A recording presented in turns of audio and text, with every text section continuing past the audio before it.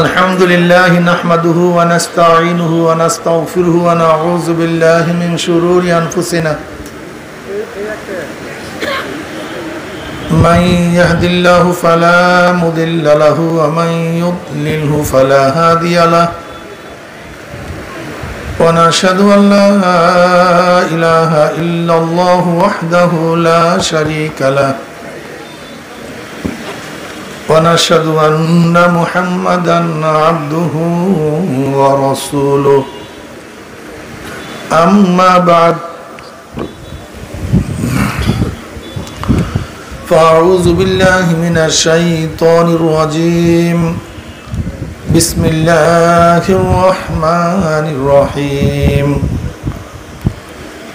يا أيها الذين آمنوا صلوا عليه وسلموا تسليما اللهم صل على سيدنا ونبينا وشفيعنا وحبيبنا مولانا محمد صلى الله عليه وعلى آله وأصحابه وبارك وسلم شوي دروس شو البولي الله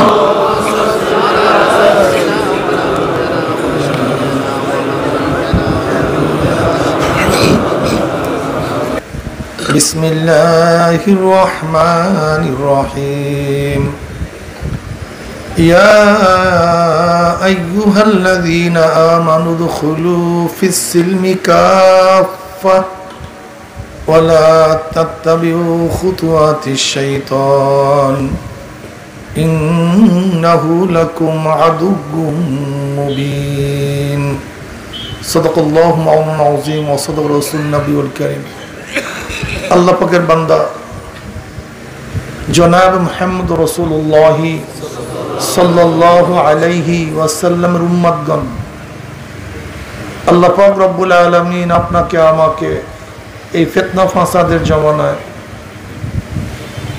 যখন তাম দুনিয়ার থেকে ইসলাম মুসলমানকে মিটিয়ে দেওয়ার ষড়যন্ত্র চলতেছে, তাম দুনিয়ার মধ্যে ইসলাম মুসলমান থাকবে কি থাকবে না এই প্রশ্নের সৃষ্টি হয়েছে। যে জমানায় মানুষ নেকের কাজে আশ্চর্য হয়, গুনার কাজে স্বাভাবিক থাকে, যে জমানায় মুসলমান ইসলামকে পছন্দ করে না, বরং নামধারী মুসলমান ইসলামের সবচেয়ে বড় দুশ্মন হয়ে গেছে,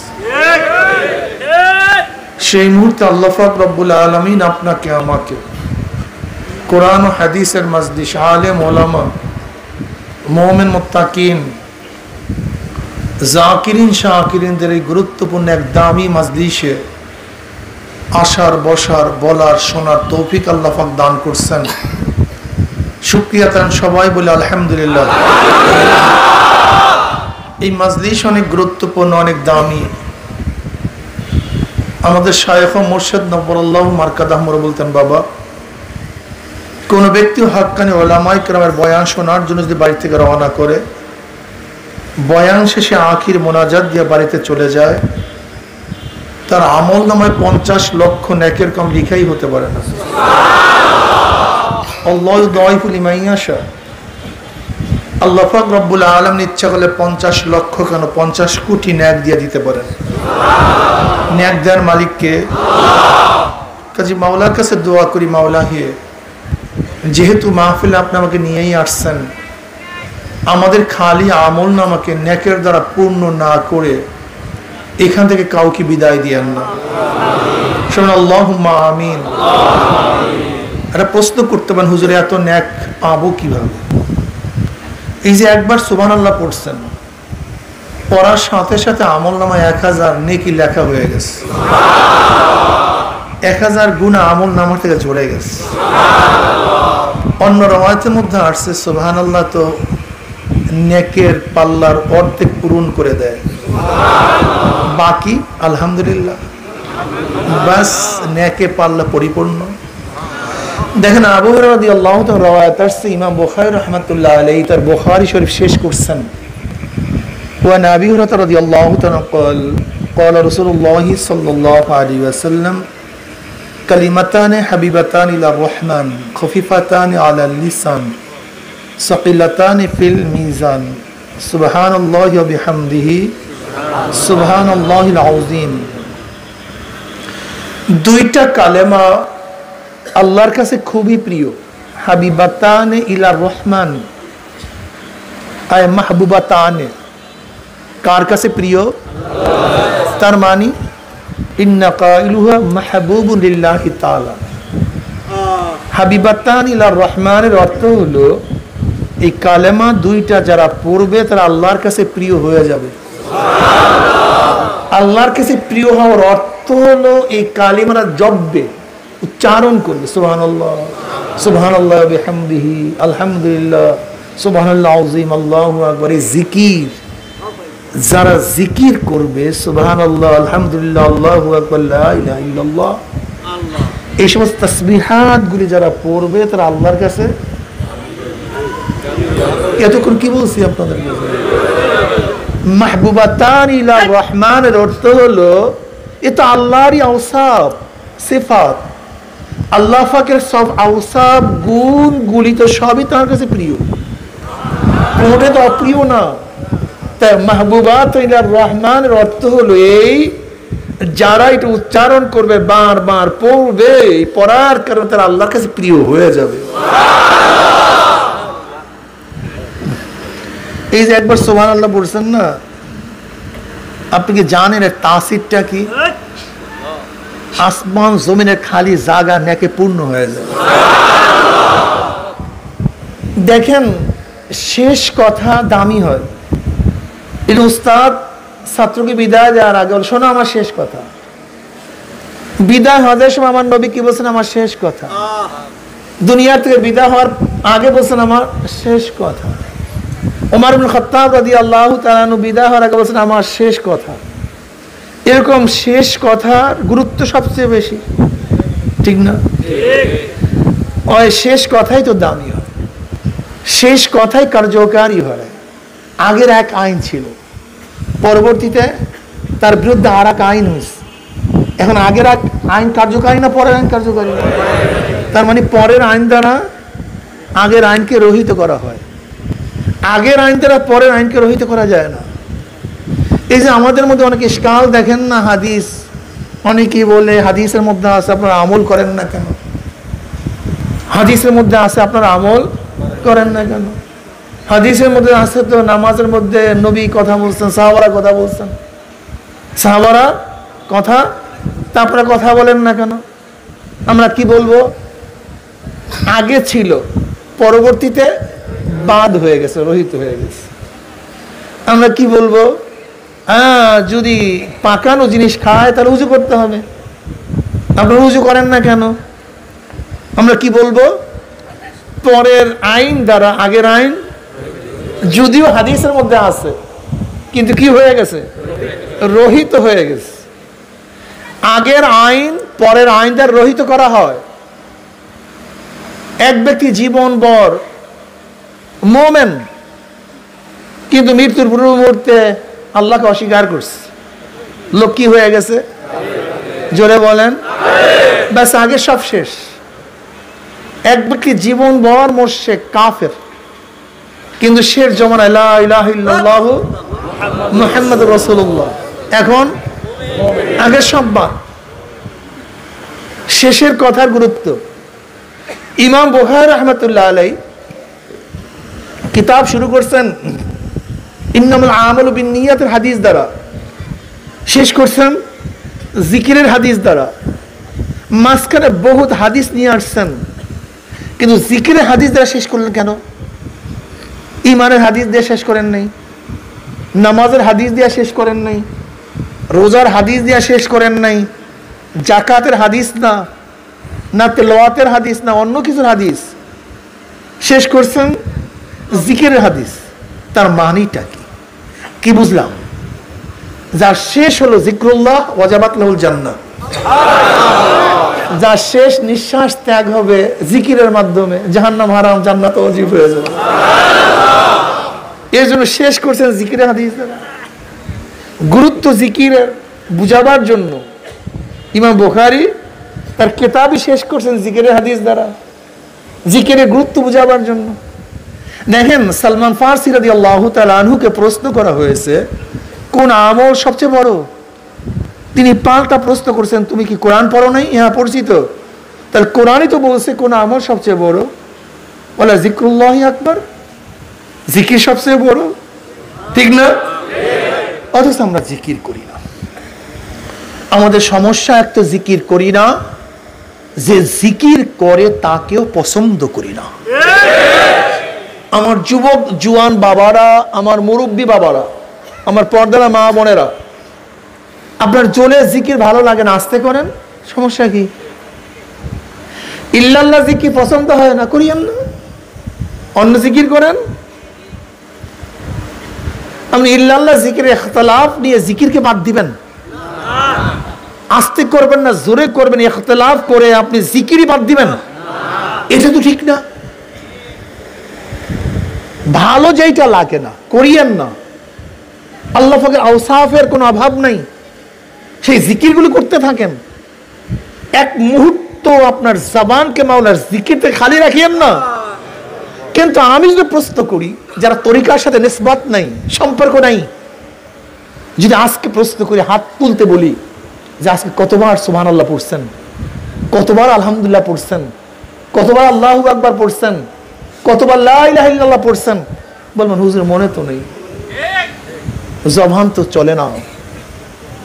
আপনার চরমনার সাথে ইখতিলাফ থাকতে পারে, মতনৈক্য থাকতে পারে, কিন্তু জিকিরের সাথে তো আপনার মতনৈক্য থাকার কথা না। কিন্তু আপনার জবানে জিকির উচ্চারিত হয় না কেন?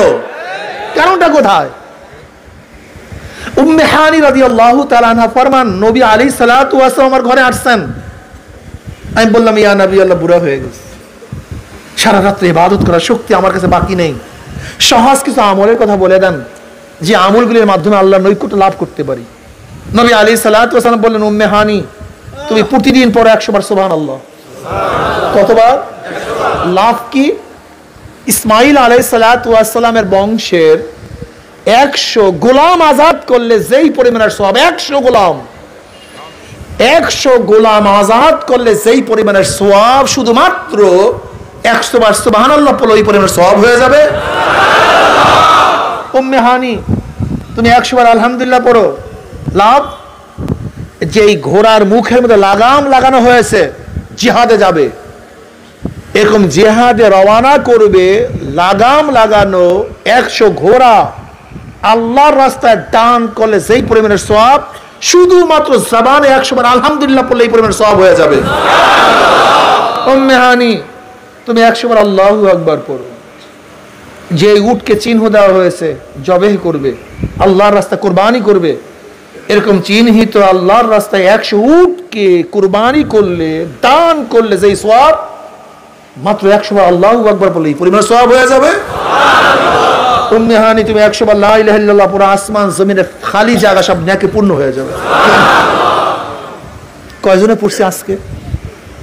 ইখতিলাফ করছে, চরমনাইকে কটূক্তি করছে, সুফিবাদ বলছে, এরা বেদাতই বলছে। কিন্তু আপনি এত দাঁত, আমরা তো বেদাত, আপনি তো দাঁত, কিন্তু আপনি কয়বার জিকির করছেন? কিন্তু আপনি যাদেরকে কটূক্তি করছেন, আজকে হাত তুলতে বলি, দেখবেন তারা 2 হাত তুলবে, হ্যাঁ আজকে এই পরিমাণ জিকির, এর চেয়ে অনেক বেশি পরিমাণ জিকির আমি করছি। বুঝলেন? যাই হোক, জিকির করবেন, অনেক দামি ইবাদত। আল্লাহ পাক রব্বুল আলামিন আমাদের সবাইকে জিকির করার তৌফিক দান করুন। এই মাজলিস অনেক গুরুত্বপূর্ণ, অনেক অনেক দামি, ঠিক না? হুমুল জুলাসাউ লা ইয়াশকা জালিসুহুম, এত দামি মাজলিস, কেউ মাহরুম হবেন না। আল্লাহ পাক কবুল করলে সবাইকে কিছু না কিছু নেক দিয়ে আল্লাহ পাক এখান থেকে বিদায় দিয়ে দিবেন। মা মিন কওমিন ইসতামাউ ইয়াসকুল্লাহ তাআলা লা ইউরিদুনা বিযালিকা ইল্লা ওয়াজহাহু ইল্লা নাদাহুম মুনাদিন মিনাস সামাই আন কুমু মাগফুরান লাকুম ক্বাদ বুদ্দিলাস সাইয়্যাতুকুম হাসানাত। যখন জাকিরিন জিকিরের জন্য বসিয়া যায়, জিকির শেষে যখন জাকিরিন মাজলিস থামতে থাকে, আহ্বানকারী ফেরেশতারা আসমান থেকে ডাক দিয়ে বলে, জাকিরিন সুসংবাদ শোনো, আল্লাহ পাক তোমাদের গুনাহ খাতা মাফ করে দিচ্ছে। আরে মাফ করছে, শুধু তাই নয়, তোমাদের সমস্ত গুনাহকে আল্লাহ পাক নেকের দ্বারা পরিবর্তন করে দিয়েছে।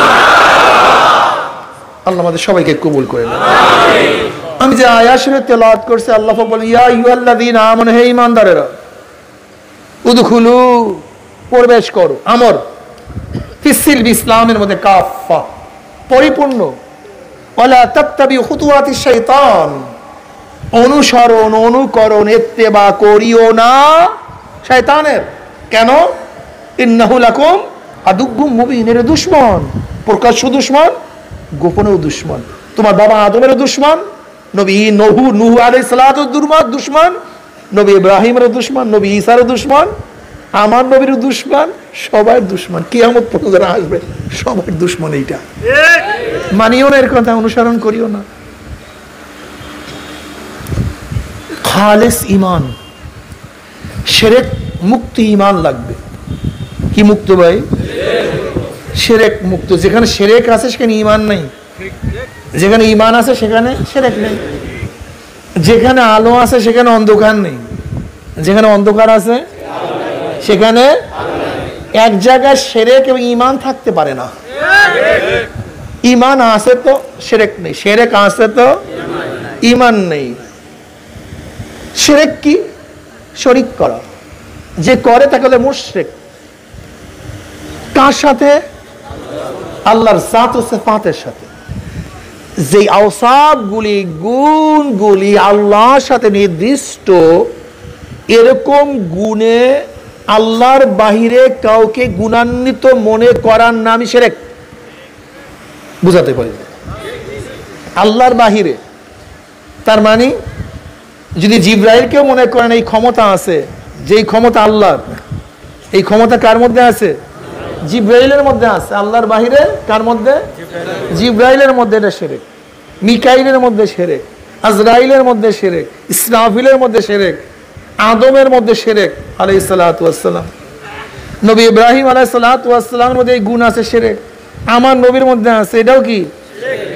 অমুক অলির মধ্যে আছে, অমুক ব্যক্তির মধ্যে আছে। অর্থাৎ আল্লাহর সাথে যেই গুণগুলি নির্দিষ্ট, এমন গুণে অন্য কাউকে গুণান্বিত মনে করাটাই শিরক।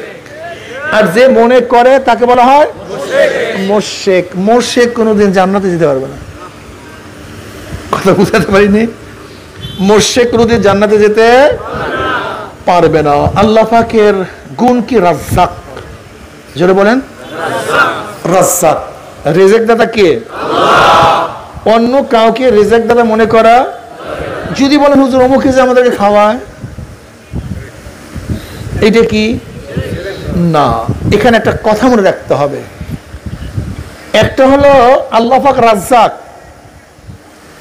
যেই রাজ্জাকিয়াতের গুণ খুব মারাত্মক, পরিপূর্ণ রাজ্জাক। পরিপূর্ণ রাজ্জাক। পরিপূর্ণ আর অসম্পূর্ণ মধ্যে পার্থক্যটা কি? দেখেন, আমরা একজনকে খাওয়াই, আল্লাহ পাক আমাদেরকে খাওয়ায়, আমরাও দেখি। আল্লাহ বাসির, আল্লাহ পাকের গুণ না? আমরাও শুনি, আল্লাহ শোনেন। আমরাও দেখি, আল্লাহ পাকও। আমরাও কথা বলি, আল্লাহ কথা বলেন। তা কই হুজুর, গুণ তো একই হয়ে গেল। আল্লাহ দেখে, আমরাও দেখি, আল্লাহ শোনে, আমরাও শুনি, তো একই তো গুণ হয়ে গেল। তাহলে শিরক হবে না? না। কারণটা কি? আল্লাহ পাকের দেখা আর আমাদের দেখা এক না। যেমন আমরা আলোতে দেখি, অন্ধকারে দেখি না, কাছে দেখি, দূরে দেখি না। আল্লাহ পাক আলোতেও দেখেন, অন্ধকারেও দেখেন, কাছেও দেখেন, দূরেও দেখেন। কাজে এই দেখার মধ্যে পার্থক্য আছে কি নাই? কেমন দেখা? দেখেন, 7 তবক জমিনের নিচে কালো পাথর, সেই পাথরের উপরে কুচকুচে এক ছোট্ট পিঁপড়াও যদি হাঁটে, সেই হাঁটাও মাওলা। সেই পায়ের আওয়াজ, পিঁপড়ার পায়ের আওয়াজ মাওলা। তা আমরাও শুনি, আমরাও দেখি, কিন্তু মাওলার মতো না। আমরাও খাওয়াই, মাওলাও খাওয়ায়। দুই খাওয়ার মধ্যে হাজারো পার্থক্য আছে।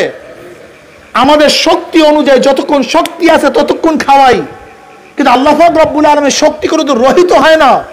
আল্লাহ পাক রব্বুল আলামিন এমন জিনিস থেকে খাওয়াতে পারেন মিন হাইসু লা ইয়াহতাসিব, যা আমরা ধারণা করতে পারি না, যা আমরা ধারণাও করতে পারি না।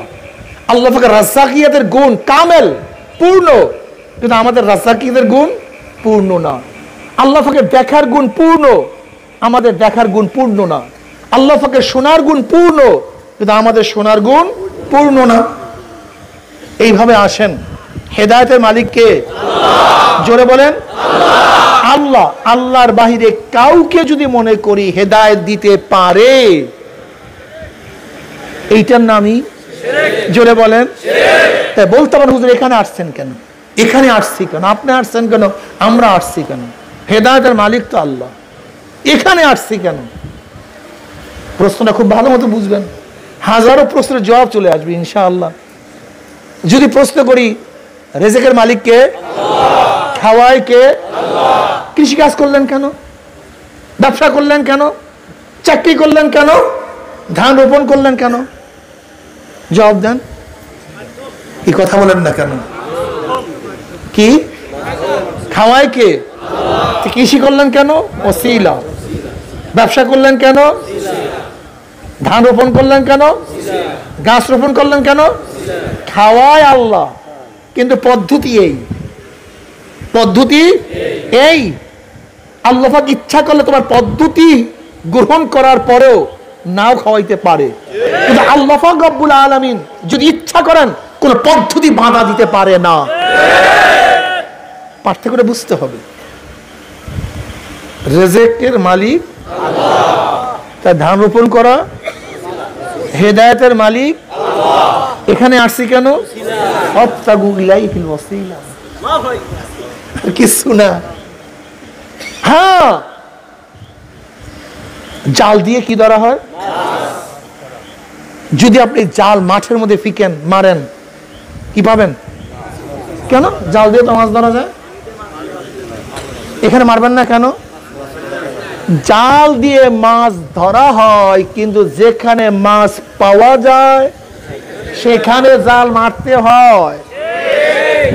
যেখানে পাওয়া যায় না সেখানে মারলে মাছ পাওয়া যাবে না। ঠিক হেদায়েতের মালিক কে? আল্লাহ। কিন্তু যেখানে হেদায়েত পাওয়া যায় সেখানে যেতে হয়, সেখানে না গেলে হেদায়েত পাওয়া যায় না। তোমাদেরকে ভুল বুঝায় কেন মানুষ? দেখো, খুব ভালো মতো বুঝতে হবে, রোগ মুক্তির মালিক কে? আল্লাহ। কিন্তু ডাক্তারের কাছে গেলেন কেন? ঔষধ খেলেন কেন? এখন যদি কেউ বলে যে ডাক্তারের কাছে যাব না, শিরক হয়ে যাবে, ওকে কি বলবেন? আসলে তুই ইসলাম বুঝোস নাই, তুই কোরআন বুঝোস নাই, তুই হাদিস বুঝোস নাই। ওয়ালান তাজিদ আলি সুন্নাতিল্লাহি তাবদীলা। আল্লাহ পাকের সুন্নাতের মধ্যে পরিবর্তন নাই। এই সুন্নাতটা কি? আল্লাহ পাকের নিজাম। এই সুন্নাতের অর্থ কি? আল্লাহ পাকের নিজাম। আল্লাহ পাকের নিজামের মধ্যে কোনো পরিবর্তন নাই। আল্লাহ পাক রিজিক দেন, কিন্তু একটা পদ্ধতির মাধ্যমে রিজিক দেন, এইটা আল্লাহ পাকের সুন্নাত। আল্লাহ পাক রোগ মুক্তি করেন, একটা পদ্ধতির মাধ্যমে রোগ মুক্তি করেন, এইটা আল্লাহ পাকের সুন্নাত। এইটার পরিবর্তন আল্লাহ পাক করেন না। আমার বাবা আছে কি নাই? আপনার বাবা আছে কি নাই? আমার মা আছে কি নাই? আপনার মা। তা নবী আদমের মাকে, নবী আদমের বাবাকে, প্রত্যেকের বাপ মা আছে। তাহলে আদমের বাপ মা থাকবে না কেন? মা থাকবে না কেন? আদম সৃষ্টি হয়েছে কিভাবে? কে সৃষ্টি করেছেন? আপনাকে আমাকে সৃষ্টি করছেন কে? দুজনের স্রষ্টাই আল্লাহ। আদমের স্রষ্টাও আল্লাহ, আপনার আমার স্রষ্টাও, কিন্তু পদ্ধতি জোরে বলেন। এখন কোন বোকা যদি এই প্রশ্ন তুলে যে উভয়ের স্রষ্টা তো আল্লাহ, লেকিন আদম যেইভাবে সৃষ্টি হয়েছে আমি সেইভাবে হলাম না কেন, তখন জবাব দেবো কি? এইটি আল্লাহ পাকের পদ্ধতি। আল্লাহ পাক আদমকে সৃষ্টি করছেন বাপ মা বিহীন, হাওয়াকে সৃষ্টি করছেন পাঁজরের মাধ্যমে, আদমের ঈসাকে সৃষ্টি করছেন মায়ের মাধ্যমে, আর তোমাকে আমাকে সৃষ্টি করছেন বাপ এবং মায়ের মাধ্যমে। এইটা আল্লাহ পাকের কি পদ্ধতি, নিয়ম। মানে সমস্ত নবীদেরকে আল্লাহ পাক হেদায়েত দিয়েছেন ডাইরেক্ট। যেরকম আদমকে আল্লাহ পাক সৃষ্টি করছেন ডাইরেক্ট, আমাদেরকে সৃষ্টি করছেন ইনডাইরেক্ট।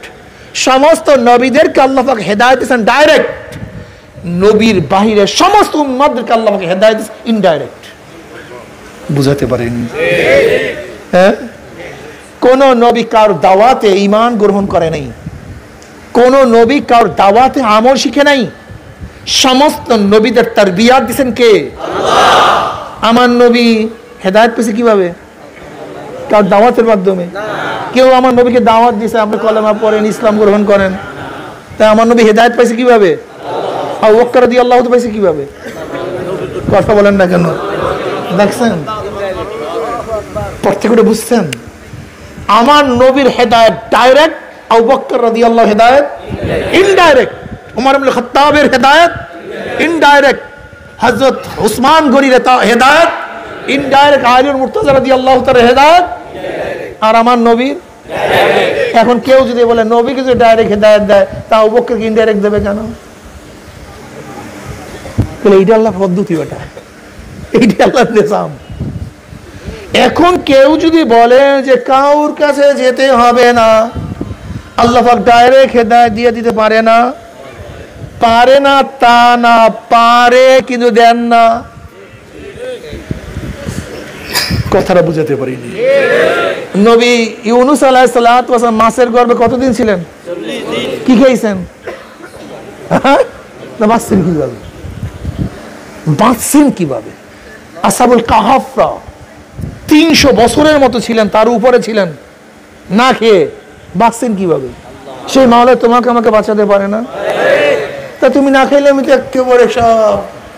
কারণটা কি? পারেন না তা না, আল্লাহ পাকের নিজাম না, কি না, নিয়ম না। আল্লাহ পাক ডাইরেক্ট হেদায়েত দিতে পারেন না তা না, কিন্তু পদ্ধতি না। দেখো এখানে যারা আছেন, যত মানুষ এখানে আছেন, যত হাজার মানুষ এখানে আছেন, আপনি এবং আমি কলেমা শিখছি, নামাজ শিখছি, যে কোনো একজনের মাধ্যমে, চাই সে মা হোক, বাবা হোক, উস্তাদ হোক, যে কোনো একজনের মাধ্যমে, কি কথা ঠিক না? বা লিখনের মাধ্যমে হোক, পড়ার মাধ্যমে হোক, বা যে কোনো এক অলৌকিক দৃষ্টি বা দৃষ্টি দেখার মাধ্যমে হোক, যে কোনো মাধ্যমে হোক, ইনডাইরেক্ট আমরা হেদায়েত পেয়েছি। তাহলে শিরক হয়ে যাবে হেদায়েত? হ্যাঁ, এখন যদি বলি অমুকের মাধ্যমে হেদায়েত পাইছি, এটাকে শিরক? বোকা। আজকে আমাদের মধ্যে কত যে ভুল বুঝাবুঝি, যা চিন্তাও করা যায় না। দেখো আমরা অনেকেই মনে করি কারোর কাছে যেতে হবে না, এই ধোঁকায় পড়ছি। অথচ আল্লাহ পাক কি বলেন? ইয়া আইয়ুহাল্লাযীনা আমানুত্তাকুল্লাহ ওয়া কুনু মা'আস সাদিকিন। আল্লাহকে ভয় করো এবং সাদিকিনদের কে বলছেন?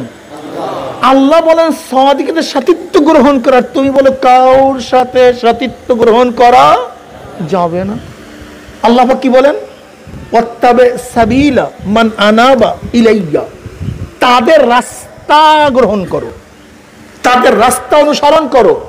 মান আনাবা ইলাইয়া, যারা আমার দিকে ঝুঁকে গেছে, তাদের রাস্তা। কোরআন হাদিসের রাস্তার কথা বলেন নাই? ওয়াত্তাবি সাবিলা মান, ওই ব্যক্তির রাস্তা অনুসরণ করো।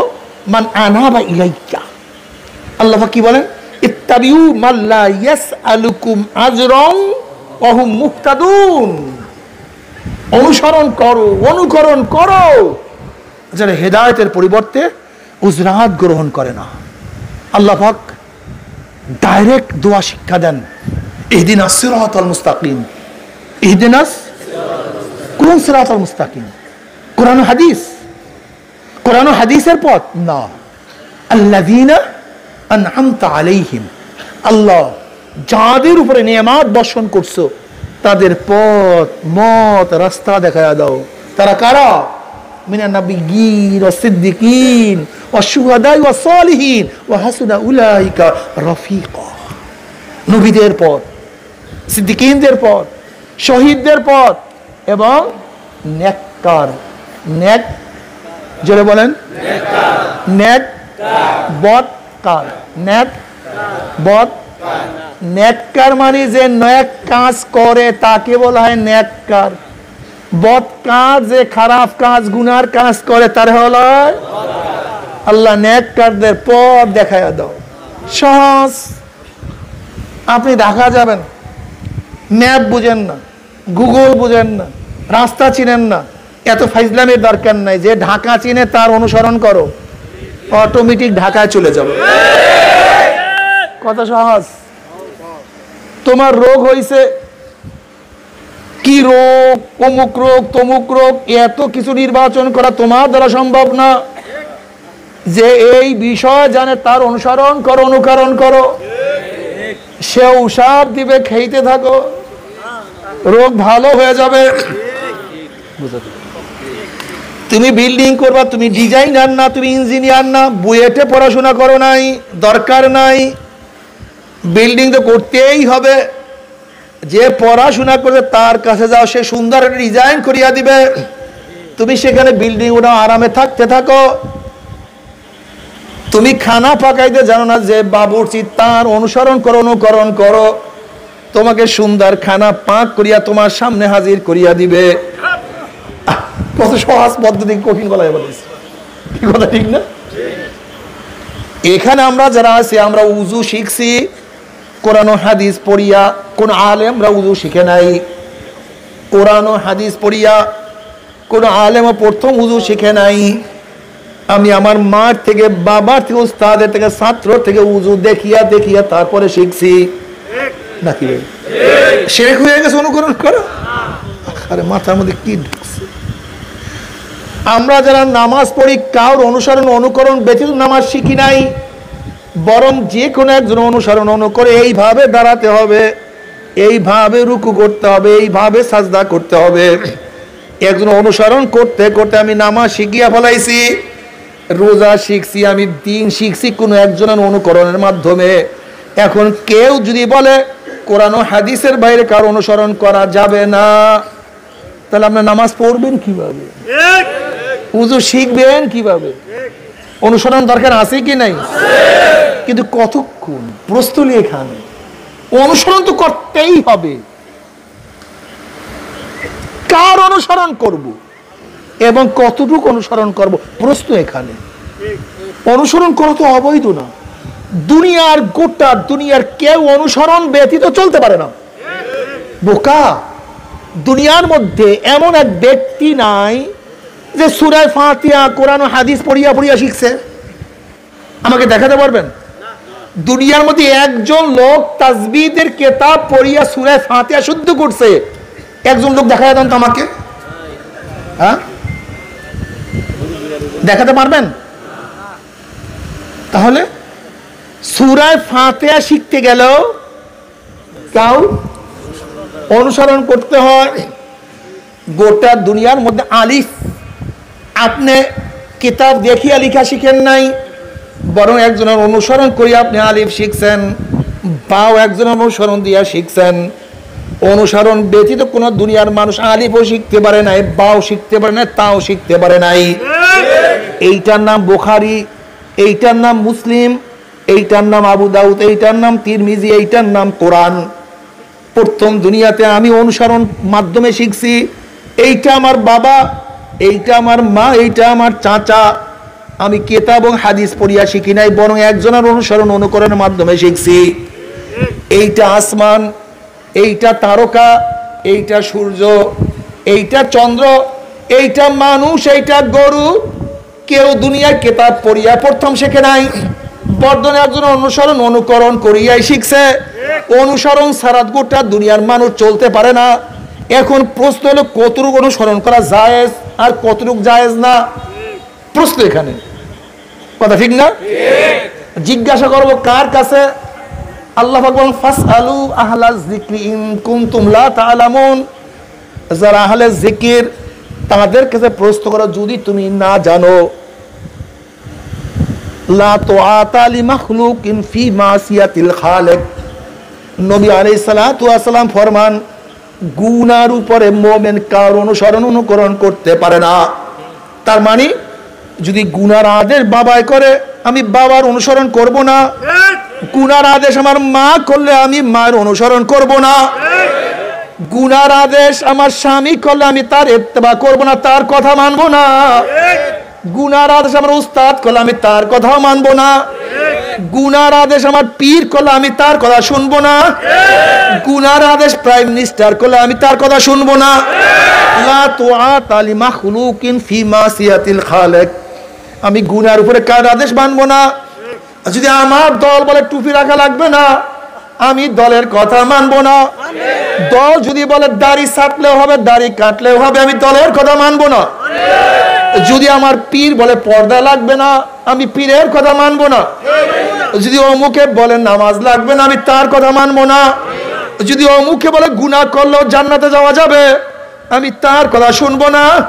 লা তুআতা লি মাখলুকিন ফি মাসিয়াতিল খালিক, আমি তার অনুসরণ করব, তার অনুকরণ করব। যার অনুকরণ করলে আমি মাওলা পর্যন্ত পৌঁছতে পারবো, যার অনুসরণ করলে আমি সুন্নাত অনুযায়ী চলতে পারবো, যার অনুসরণ করলে আমি নেকের কাজ করতে পারবো, যার অনুসরণ করলে আমি গুনাহ থেকে ফিরতে পারবো, যার অনুসরণ করলে আমার জবানের মধ্যে জিকির জারি হয়ে যাবে, যার অনুকরণ করলে আমার চক্ষু বিপর্দার দিকে যাবে না, হারামের দিকে যাবে না, যার অনুকরণ করলে আমার কানের মধ্যে গানের আওয়াজ ঢুকবে না, যার অনুকরণ করলে আমার জবানের মধ্যে মিথ্যা গিবা শিকায়ত কোনোদিন আসবে না, যার অনুকরণ করলে গাঁজা উঠবে না, মদ আমার জবানের মধ্যে ঢুকবে না, আমি সুদ খাবো না, আমার হাত অপকর্ম করবে না, আমার পা গুনার দিকে যাবে না, আমার কলব গুনার চিন্তা করবে না, বরং আমার জবানের মধ্যে সবসময় জিকির মাওলা, আমার মাওলা রে, আমার মাওলা রে। আমার চোখের মধ্যে সবসময় চেষ্টা থাকবে, খেয়াল থাকবে আমার মাওলা সূর্য কিভাবে বানাইলো, আমার মাওলা কিভাবে চন্দ্র বানাইলো, কিভাবে আসমান কুসা করলো, আমার মাওলা কিভাবে হাওয়া চালায়, বাতাস চালায়, কিভাবে জমিন চালায়, কিভাবে পানি সৃষ্টি করছে। খুলিকা লাকুম মা ফিল আরদি জামিয়া, আমার মাওলা সব কিছু তার বান্দাদের জন্য, বান্দা খা, বান্দা সব কিছু তোদের জন্য, আসমান তোদের জন্য, সূর্য তোদের জন্য, চন্দ্র তোদের জন্য, তারকা তোদের জন্য, মাটি তোদের জন্য, বাতাস তোদের জন্য, পানি তোদের জন্য, গরু তোদের জন্য, মাছ তোদের জন্য। ইনতা উদ্দু নিমাতাল্লাহি লা তুহসুহা, বান্দারে আমি তোদেরকে এত নেয়ামত দান করছি, আমার নেয়ামত কোনদিন হিসাব করিয়া শেষ করতে পারবি না। এ আমার যুবক বাবারা, আমার মুরব্বী বাবারা, পর্দা মা বোনেরা, আজকে আমার মাওলাকে চিনবা না, আমার মাওলার ইবাদত করবা না। তুমি কি দেখো নাই মার গর্ভ থেকে কত বাচ্চা অন্ধ হয়ে আছে, চোখে দেখে না।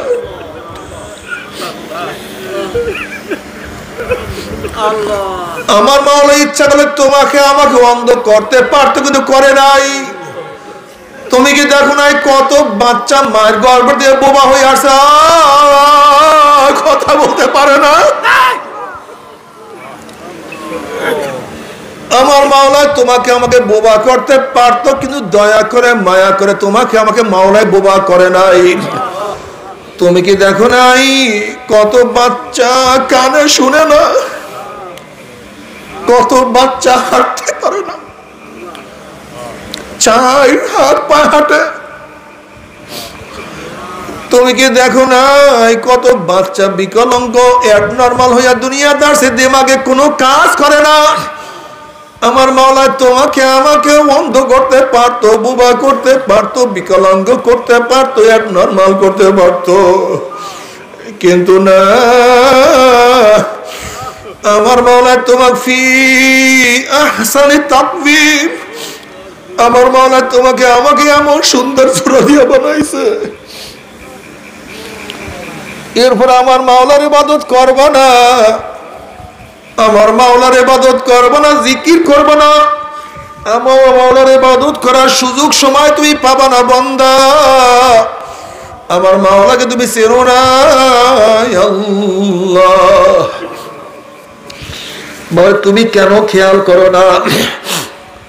যদি বাচ্চা সন্তান বারবার বাবার সাথে অন্যায় করে, বাবা তেজ্য পুত্র করিয়া দেয়, স্ত্রী যদি স্বামীর সাথে বারবার অন্যায় করে, স্বামী তাকে তালাক দিয়া দেয়, যদি স্ত্রীর সাথে স্বামী বারবার দুর্ব্যবহার করে, স্বামী ছাড়িয়ে স্ত্রী বাপের বাড়ি চলিয়া যায়, বন্ধুর সাথে বারবার অন্যায় করলে বন্ধু বন্ধুকে ত্যাগ করিয়া দেয়, মালিকের সাথে বারবার অন্যায় করলে মালিক তাকে চাকরিচ্যুত করিয়া দেয়, দলের সাথে বারবার অন্যায় করলে দল থেকে তাকে ঘেঁটি ধরিয়া বের করে দেয়।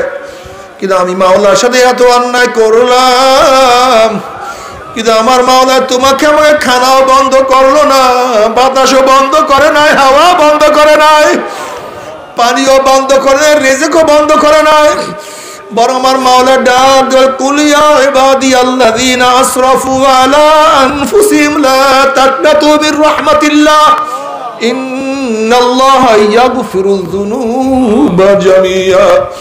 আয় বান্দা, ও বান্দা, তুই আর জুয়ার আসে বস না, ওরে বান্দা তুই আর মদের কাছে যাইস না, বান্দা তুই আর গাঁজার কাছে যাইস না, ও বান্দা, ওরে বান্দা তুই আর প্রস্কোয়াটার তুই যাইস না রে বান্দা রে, ওরে বান্দা তুই নামাজ আর কাজা করিস না, রোজা আর ছাড়িস না, আমি মাওলাকে ছাড়ি আর কয়দিন দূরে থাকবি রে বান্দা।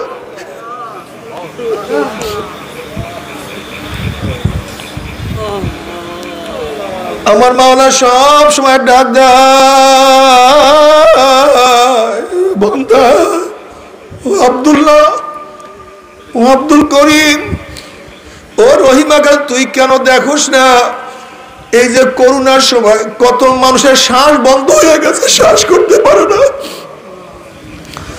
যমুনা গ্রুপের মালিক বাবুল সাহেব, তোমরা পত্রিকায় দেখছো, ডাক্তারকে বলছে, ডাক্তার সাহেব শ্বাস করার ব্যবস্থা করিয়া দেন, আর স্টাম্প নিয়ে আসেন, আমার যত সম্পত্তি সব লিখিয়া দিব, একটু শ্বাস করার ব্যবস্থা করিয়া দেন। আজকে মাওলা তোমাকে আমাকে শ্বাস করার তৌফিক দান করছে, কিন্তু মাওলার শুকরিয়া নাই। কত মানুষ খাইতে পারে না, আর আমার মাওলা তোমাকে আমাকে খাওয়ার তৌফিক দিছে, কিন্তু মাওলার ইবাদত করবো না, মাওলাকে সেজদা দিবা না। দেখো বাংলাদেশ সরকারের কিছুই আমরা ভোগ করি না, বরং বাংলাদেশ সরকার আমাদের খাজনা, ট্যাক্স, ভ্যাটের পয়সা নিয়ে কত আনন্দ ফুর্তি করে। এরপরও বাংলাদেশ সরকারের হাজার হুকুম আমরা পালন করি, যদি একটা হুকুম অমান্য করি, তোমার বিরুদ্ধে আমার বিরুদ্ধে একটা কেস দায়ের হইয়া যায়, তোমার বিরুদ্ধে আমার বিরুদ্ধে ওয়ারেন্ট জারি হয়ে যায়, ওয়ারেন্টের কাগজ নিয়ে পুলিশ ঘুরতে থাকে। যখন সিআইডি ডিবির মাধ্যমে জানে যে অমুক ঘরের মধ্যে আসামি লুকানো অবস্থায় আছে, পলানো অবস্থায় আছে, পুলিশ ঘরের চাইরো পাশে ব্যাট দিয়া ফেলায়। যখন আসামি অনুভব করে যে পুলিশ ব্যাট দিয়া ফেলাইছে, তখন আসামির হুঁশ থাকে না, কলিজার থরথর থরথর করে কাঁপতে থাকে। দরজা জানালা ফাঁক করার সাথে সাথে পুলিশ বন্দুক উঁচা করিয়া বলে, ওরে খবিস, এতদিন সরকারের হুকুম মানুষ নাই, আজকে আর সরকারের হুকুম না মানিয়ে উপায় নাই। এরপরে হাতের মধ্যে হ্যান্ডকাপ লাগাইয়া টানতে টানতে টিকটিকির মধ্যে হাজির করিয়া ফেলায়। আসামি দুই হাত জোর করিয়া অবনত মস্তিষ্কে করুণ দৃষ্টিতে চোখে পানি নিয়ে যতই জজ সাহেবকে বলে, জজ সাহেব, বাংলাদেশ সরকারের কোনো কিছুই আমরা ভোগ করি না, বরং বাংলাদেশ সরকার আমাদের খাজনা, ট্যাক্স, ভ্যাটের পয়সা দিয়ে আপনার চাকরির বেতনের পয়সা দেয়। এরপরও বাংলাদেশ সরকারের হাজার হুকুম আমরা পালন করি, মাত্র একটা হুকুম অমান্য করছি, আপনি আমাদেরকে মাফ করিয়া দেন। তখন জজ সাহেব বলে, বাবা, এখানে মাফের কোনো আইন নাই, একটা হুকুম অমান্য করছে, একটা হুকুম অমান্য করার শাস্তিও তোমাকে ভোগ করতে হবে। এরপরে জজ সাহেব কাউকে 30, কাউকে 40 বছর, কাউকে যাবজ্জীবনের রায় দিয়া দেয়, আবার কাউকে ফাঁসির রায় লিখিয়া দেয়। রায় দেওয়ার সাথে সাথে একদল জেলখানার পুলিশ লাভ দিয়া সে হাতের মধ্যে হ্যান্ডকাপ লাগাইয়া কাউকে জেলের মধ্যে ঢুকাইয়া দেয়, কাউকে ফাঁসির কাস্টে ঝুলাইয়া দেয়।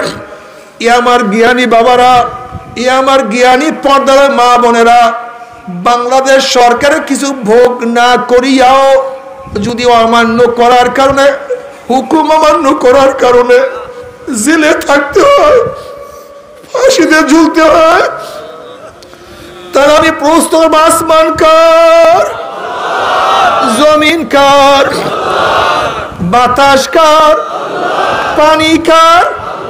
আমার মাওলার আসমান, আমার মাওলার জমিন, আমার মাওলার বাতাস, আমার মাওলার পানি, আমার মাওলার গাছ, আমার মাওলার মাছ, আমার মাওলার চক্ষু, আমার মাওলার জবান, আমার মাওলার কান, আমার মাওলার হাত, আমার মাওলার হাত, আমার মাওলার লাশ, আমার মাওলার কিডনি, আমার মাওলার পাও, আমার মাওলার নেয়ামত সব ভোগ করিয়াছেন, আমার মাওলার হুকুম মানবা না, আমার মাওলা ও ছাড়বে না। ও নেমো খারাম, কেন খেয়াল করো না? যদি বাংলাদেশ সরকারের হুকুম অমান্য করিয়া বাংলাদেশ ছাড়িয়া পালাইয়া যাও, বাংলাদেশ সরকারের বাবারও ক্ষমতা নাই অন্য দেশ থেকে তোমাকে অ্যারেস্ট করার, কিন্তু মাওলার দুনিয়া থেকে কোথায় ভাগবা? আসমানে ওয়ালাউ কুনতুম ফি বুরুজিন মুশাইয়াদা, 7 তলা জমিনের নিচে পালাও, সেখানে মাওলার আজরাইল হাজির হয়ে যাবে। লোহার খাঁচার মধ্যে পলায়া যাও, সেখানে আমার মাওলা আজরাইল হাজির হয়ে যাবে। দুনিয়ার পুলিশ আসামির মতো একজন মানুষ, অনেক সময় দেখা যায় পুলিশ আসামি সেও দুর্বল হয়, মানুষের মতো মানুষ পুলিশ দেখিয়া আসামির চেয়েও দুর্বল পুলিশ দেখিয়া যদি কলিজা উল্টে যাইতে পারে, হুশ না থাকতে পারে, আমার মাওলা পাক রব্বুল আলামিন আখিরাতের আসামি ধরার জন্য যে দারোগা পুলিশ তৈরি করে রাখছে, তার নাম আজরাইল। তুমি কি জানো আজরাইলের অবস্থা কি?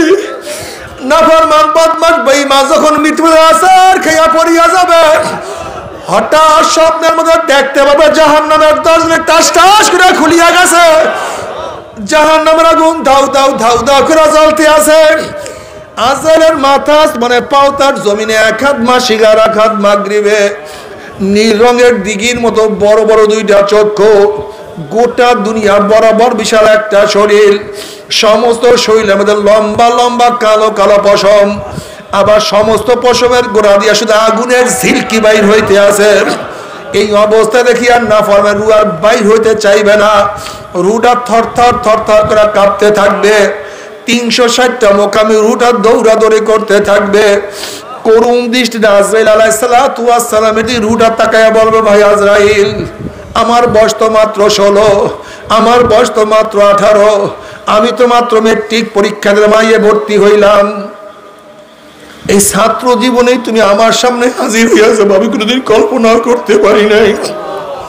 আমার মেট্রিকের ছাত্র বাবারা, 9-এর ছেলেরাও কি দুনিয়া থেকে বিদায় হয় নাই? আমার 9-এর ছাত্র বাবারা, 8-এর ছেলেরাও কি দুনিয়া থেকে বিদায় হয় নাই? এ আমার বাবা, তুমি কি তোমার সন্তানের লাশ কাঁধের মধ্যে নাও নাই? এ দাদা, হে নানা, তুমি কি তোমার নাতির জানাজা উপস্থিত হও নাই?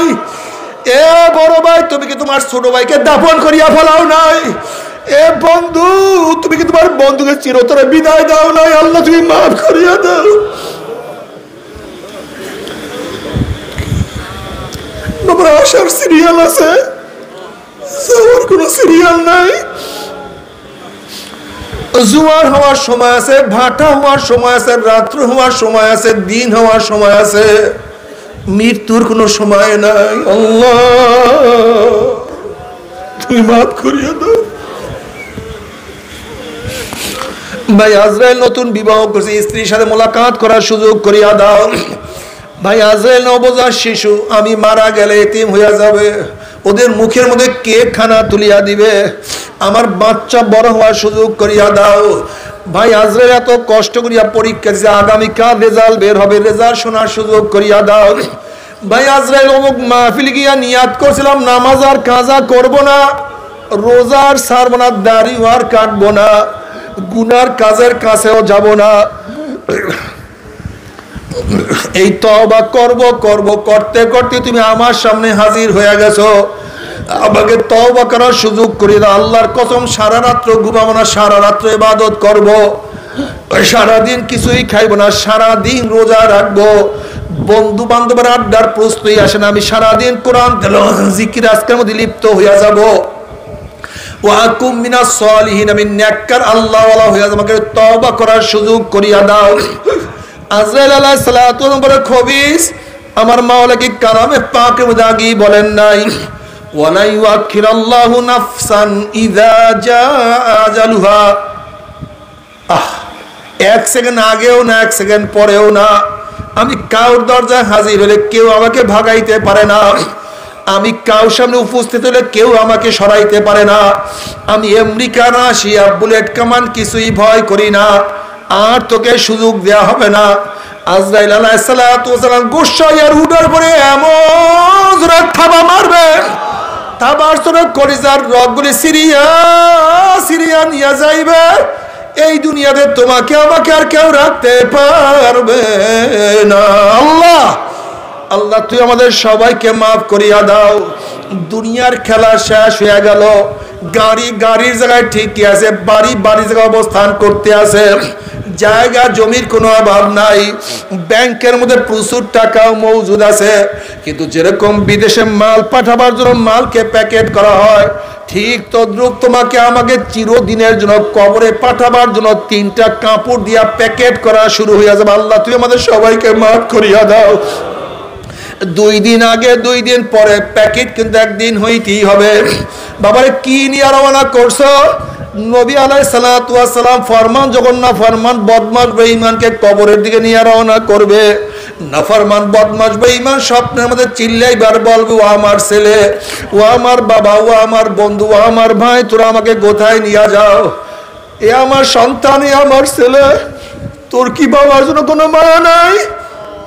তোদের জন্য জীবনটাকে ধ্বংস করিয়া ফেলাইছি।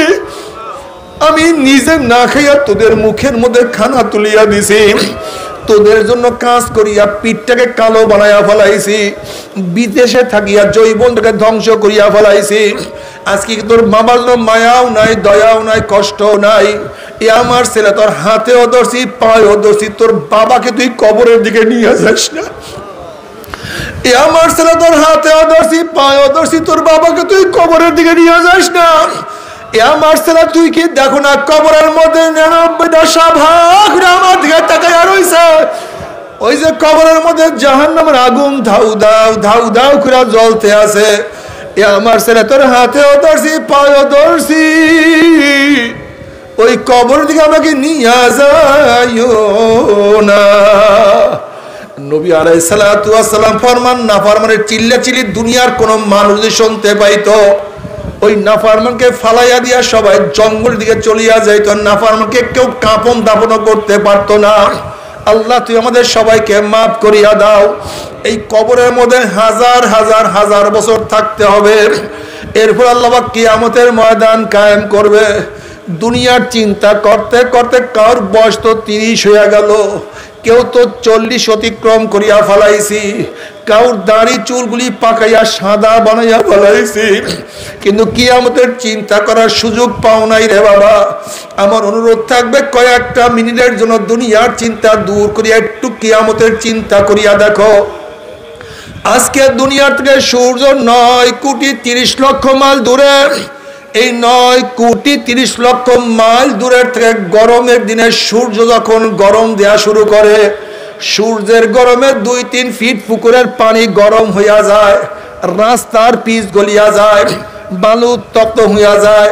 কোন একটা মানুষকে হাত পা বাঁধিয়া টিনের চালের ফালাইয়া দিলে 1 ঘন্টা পরে সে মারা যাবে। 9 কোটি 30 লক্ষ মাইল দূরে সূর্যের গরমে ছায়া ঘেরা দুনিয়ার ঠান্ডা দুনিয়ার পানি যদি গরম হইয়া যাইতে পারে, রাস্তার পিচ গলিয়া যাইতে পারে, বালু তপ্ত হইয়া যাইতে পারে, মানুষ মারা যাইতে পারে, কিয়ামতের ময়দানে আল্লাহ পাক রব্বুল আলামিন এত উঁচা সূর্যটাকে 1 হাত বা 100 হাত মাথার উপর করে ফালাইয়া দিয়া আল্লাহ পাক ডাক দেওয়া, সূর্য তোর মধ্যে যত গরম আছে সমস্ত গরম ছাড়িয়া দে। নাফরমানা বুঝুক আমি মাওলা কেমন। সূর্য মাওলার হুকুম পাই এমন ভাবে গরম দেওয়া শুরু করবে, সূর্যের গরমে মাথার টাউলা টাস টাস করে ফাটিয়া যাবে, মগজ ভাতের মধ্যে উত্তাইতে থাকবে, নাক এবং মুখ দিয়া মগজ গলিয়া গলিয়া পড়তে থাকবে, মানুষ দাঁড়াইতে পারবে না, মানুষ শুধু লাফাইতে থাকবে। বাবারে দুনিয়াতে কয়দিন বাঁচবো? 30, 40, 50, 60, 70, 80 বছর। আর কোন মোল্লা মৌলবীর কিরসা কাহিনী না, কোন পীর বুজুর্গর কোন বাণী না।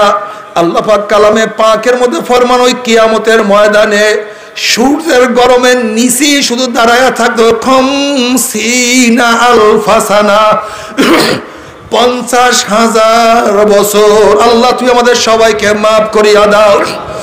বাবার কিয়ামতের ময়দানের অবস্থা এত মারাত্মক হবে, জনাবে মুহাম্মদ রাসূলুল্লাহ সাল্লাল্লাহু আলাইহি ওয়াসাল্লাম ফরমান, বুখারীর মধ্যে রওয়ায়াত আছে, ওয়ায়াকুল ইব্রাহিম খলিলুল্লাহ নাফসি নাফসি, ঈসা রূহুল্লাহ নাফসি নাফসি, আদম সবিউল্লাহ নাফসি নাফসি, মূসা কালিমুল্লাহ নাফসি নাফসি। সমস্ত নবীরা বলবে, মাওলা আমাকে বাঁচাও, আমাকে বাঁচাও, আমাকে বাঁচাও। এই মুহূর্তে জনাব মুহাম্মদ রাসূলুল্লাহ সাল্লাল্লাহু আলাইহি ওয়াসাল্লাম সেজদায় পড়ে বলবে, মাওলা তোমার ইজ্জত ও জালালের কসম খেয়া বলতে আছি, আজকে জাহান্নাম তোমার একটা উম্মত কেউ খাইয়া ফেলায়, আমি কিন্তু তোমার হাবিব জান্নাতের মধ্যে ঢুকবো না। আল্লাহ আল্লাহ তুই আমাদের সবাইকে কবুল করিয়া নাও। নবী আলাইহিস সালাতু ওয়াস সালাম দোয়া কবুল করে আল্লাহ পাক বলবে, যাও জিবরাইল আমার হাবিবের কাছে পানি টুকু নিয়া দিয়া আসো। নবী আলাইহিস সালাতু ওয়াস সালাম যখন ওই পানি জাহান্নামের গায়ে ছিটা মারবে, জাহান্নাম ক্যাত ক্যাত ক্যাত ক্যাত করে পিছনে সরিয়া যাবে। নবী আলাইহিস সালাতু ওয়াস সালাম বলবেন, মাওলা রে, যে জাহান্নামকে লক্ষ লক্ষ ফেরেশতারা ধরিয়া রাখতে পারে না, এবার কোন কুদরতি পানি, কোন আশ্চর্য পানি, যেই পানি মারার সাথে সাথে জাহান্নাম পিছনে সরিয়া গেল। আল্লাহ পাক ডাক দেন, হাবিব গো, এই পানি কোন আশ্চর্য পানি না, কোন কুদরতি পানি না, এই পানি হলো তোমার গুনাহগার উম্মতের চোখের পানি। বাবারে, আজকে সন্তান মারা গেলে চোখের মধ্যে পানি আসে, পরীক্ষায় ফেল করলে চোখের মধ্যে পানি আসে, ব্যবসায় লস খেলে চোখের মধ্যে পানি আসে, দুনিয়ার বিপদ দেখলে চোখের মধ্যে পানি আসে, দুনিয়ার মামলায় পড়লে চোখের মধ্যে পানি আসে। কিন্তু আখিরাতের 5টা মামলা যে পড়িয়া গেলাম, ওই মওত, কবর, কিয়ামত, মিজান, ওই পুসরাতের চিন্তার চোখে পানি আসে না। আল্লাহ আল্লাহ তুই আমাদের সবাইকে মাফ করিয়া দাও। নবী আলাইহিস সালাতু আল্লাহর কাছে দোয়া করে, আল্লাহুম্মা রযুকনি আইনাইনে তাবকিয়ান মিন খাশিয়াতিকা ক্বাবলা আন ইয়াকুনা দামু দামান।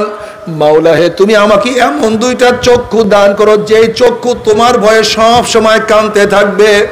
ওই দিন কান্নার আগে, যেই দিন চোখের পানি শেষ হয়ে অনার্গল চোখের থেকে রক্ত বাহির হওয়া শুরু হয়ে যাবে, নবী আলাইহিস সালাতু ওয়াস সালাম ফরমান, চোখের পানি শেষ হওয়ার পরে চোখের থেকে রক্ত বাইর হওয়া শুরু হবে। চোখের পানি এবং রক্ত পড়তে পড়ে গালের চামড়া গোশতগুলি পচিয়া বচিয়া পড়িয়া যাবে। আল্লাহ তুই আমাদের সবাইকে মাফ করিয়া দাও। এরপর আল্লাহ পাক রব্বুল আলামিন সবার আমল নামা ওজন করবে।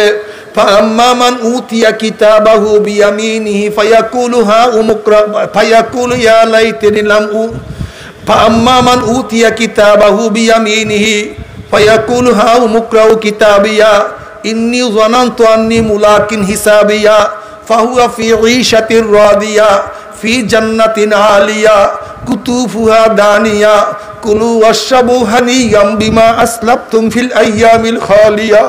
الله তুমি কবুল করিয়া নাও। وأما من أوتي كتابه بشماله فيقول يا ليتني لم أوت كتابيا ولم أدري ما حسابيا يا ليتها كانت القاضية ما أغنى عني ماليا هلك عني سلطانيا خذوه فغلوه ثم الجحيم صلوه ثم في سلسلة ذرعها 70 ذراعا فاسلكوه। যাদের আমলনামা বাম হাতে পড়িয়া যাবে, বাম হাতটা সিনা পড়িয়া পিছনে দিয়ে চলে গেছে।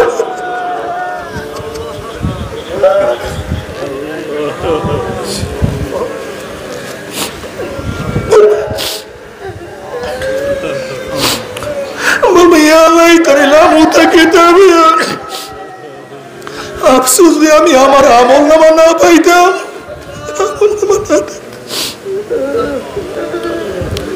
এত নামাজ কাজা, এত রোজা কাজা, এত গাজার গুনাহ, এত মদের গুনাহ, এত মিথ্যার গুনাহ, এত গিবা শেকায়েতের গুনাহ, এত জেনার গুনাহ, এত হারাম কবিরা গুনাহ, এত ঘুষের গুনাহ, এত সুদের গুনাহ, এত দাড়ি কাটার গুনাহ, এত বেপরদার গুনাহ। আরে আমি আমার আমল নামা না পাইতাম, না দেখতাম, কবর যে আমার শেষ ঠিকানা হইয়া যাইতো। মা আবনানি মালিয়া হালাকান্নি সুলতানিয়া, যেই অর্থের জন্য, টাকার জন্য, জমির জন্য, ঘরের জন্য, গাড়ির জন্য জীবনটাকে ধ্বংস করিয়া ফেলাইছি, সেই টাকা আমার মার কোন উপকারে আসলো না। যেই মেম্বারের চেয়ারম্যান, এমপির জন্য, সভাপতির জন্য, পীরগিরির জন্য এত সাধনা করছি, কই আমার ক্ষমতা?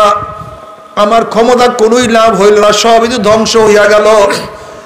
এবার আল্লাহ পাক বলবে খুজুহু ফাগুল্লুহু, এ ফেরেশতারা নাফরমানকে ধর, ওকে বাঁধিয়া ফেলো।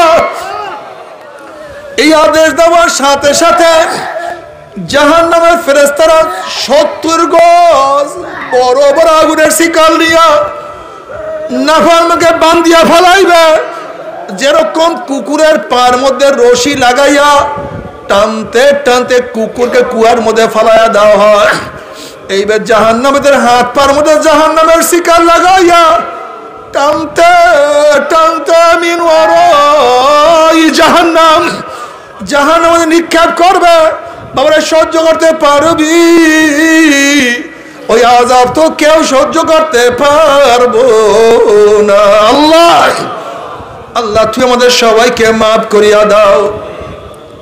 বাবারা যখন জাহান্নামে থেকে নিক্ষেপ করা হবে 70 বছর পর্যন্ত, 1-2 বছর না, 70 বছর পর্যন্ত জাহান্নামে যাইতেই থাকবে, যাইতেই থাকবে। নবী আলাইহিস সালাতু ওয়াস সালাম সাহাবায়ে কেরাম রিদওয়ানুল্লাহি তাআলা আলাইহিম আজমাইনদেরকে নিয়ে বসা, হঠাৎ তিনি একটা আওয়াজ পাইলেন। তিনি প্রশ্ন করলেন, হে সাহাবারা জানো কিসের আওয়াজ? সাহাবারা জবাব দিলেন, আল্লাহ আল্লাহ রাসূলই ভালো জানেন। নবী আলাইহিস সালাতু ওয়াস সালাম বলেন, শোনো হে আমার সাহাবারা, 70 বছর আগে জাহান্নামের উপর থেকে একটা পাথর নিক্ষেপ করা হয়েছিল। আজকে 70 বছর পরে জাহান্নামের নিচে সেই পাথর গিয়া ঠেকছে। এইমাত্র সেই শব্দ তোমরা পাইছো, যখন জাহান্নামীদেরকে জাহান্নামে ধাক্কা দিয়া ফেলাইয়া দেওয়া হবে, 70 বছর পরে জাহান্নামে যাইতেই থাকবে, যাইতেই থাকবে, যাইতেই থাকবে। আল্লাহ তুই আমাদের সবাইকে মাফ করিয়া দাও।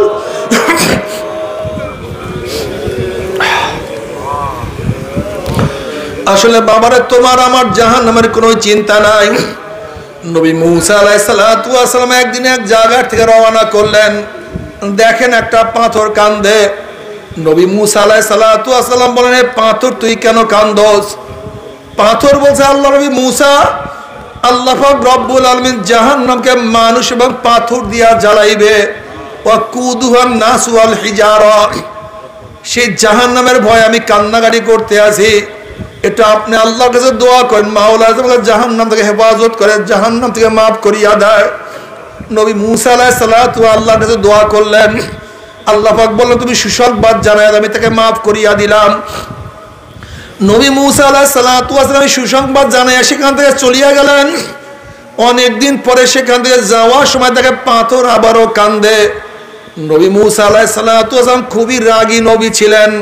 তিনি ধমক দিয়া প্রশ্নে, পাথর তুই কি আমার কথা বিশ্বাস করো নাই? মাওলা তোকে মাফ করিয়া দিছে। কলে বিশ্বাস করছি, তাহলে আবারও কেন কান্দোস?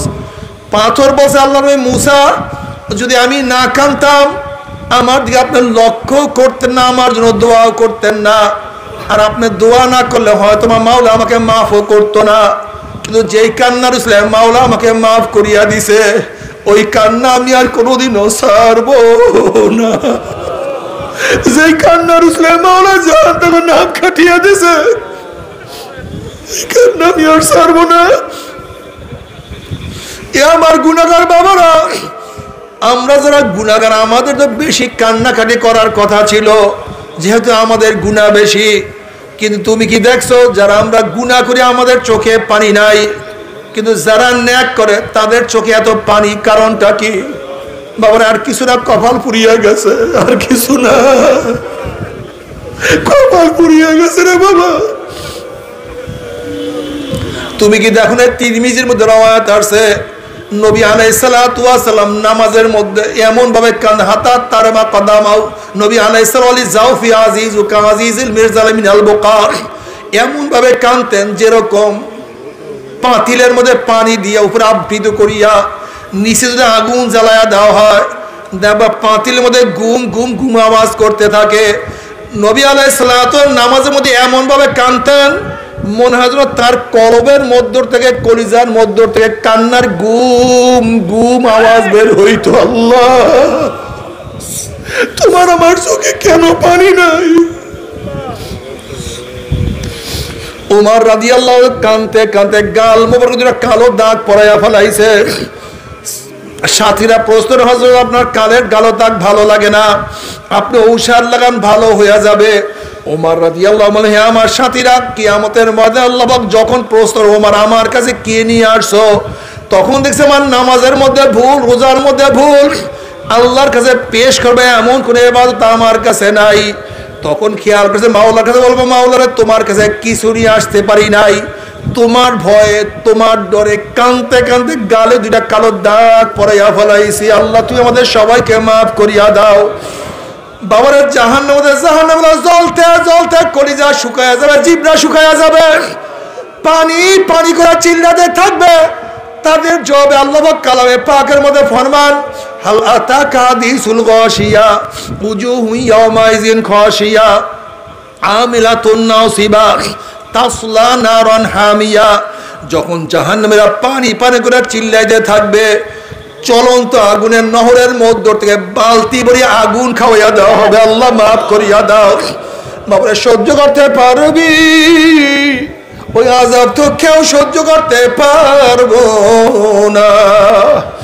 তবে মুমিন মুসলমান বলতে সবাই মনে চায় গুনার থেকে ফিরিয়া নেক আমল করিয়া মাওলার জান্নাত কিন্তু সবাইরই যাইতে মনে চায়। গুনাহ নিয়া মাওলার জাহান্নামে কাউরি কিন্তু যাইতে মনে চায় না।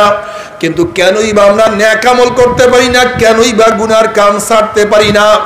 এর মূল কারণ আপনার এবং আমার পিছনে নফস এবং শয়তান লাগিয়া রইছে। এই নফস এবং শয়তান থেকে ফেরার জন্য যে কোনো একজন হক্কানি আল্লাহর ওলির হাতে হাত দিতে হবে রে বাবা। খবরদার, বর্তমান জমানায় পীর মুরিদে ভেজাল, শিরক, বিদআত, হিংসা, হাসাদে প্রদ হয়ে গেছে। সমস্ত আল্লাহর ওলির একমত, যেই পীরের 5 জন মুরিদের মধ্যে কম পক্ষে 3 জনকে দেখবেন আলহামদুলিল্লাহ সুন্নাত মুআফিক আমল আকলাক মজবুত হয়ে যাইতে আছে, গুনার কাম ছাড়তে আছে, নেকের আমল ধরতে আছে, কলব নরম হইয়া চোখে পানি আসতে আছে। বিরিক্ষতর নাম কি, ফলে পরিচয়। আমি চরমনায় বুঝি না, চরমনার দাওয়াত, প্রশংসা, প্রচার প্রসার করার জন্য আসিনি রে বাবা। চরমনায় যাওয়ার তোমার কোনো দরকার নাই, কোনো দরকার নাই, কোনো দরকার নাই। তুমি যার কাছে গিয়া পারো গুনার কাম ছাড়ো, নেকের আমল ধরো, কলম নরম করিয়া চোখে পানি নিয়া মাওলার কবরে যাইও। যেরকম দুনিয়ার ঘরে আগুন লাগলে পানি ছাড়া নিবানো যায় না, ঠিক তদ্রুপ তোমার এবং আমার গুনার দ্বারা যে জাহান্নামের আগুন জ্বলিয়া রইছে, চোখের পানি ও ছাড়া কিন্তু জাহান্নামের আগুন নিবানো সম্ভব না। কাজী বাবা, আমার জন্য দোয়া চাই, আমিও দোয়া করি, সবাই সবার জন্য প্রাণ খুলিয়া দোয়া করো, যেন কিয়ামতের ময়দানে গলাগলি বাঁধিয়া মাওলা একসাথে জান্নাতে যাওয়ার তৌফিক দিয়া দেয়। আল্লাহুম্মা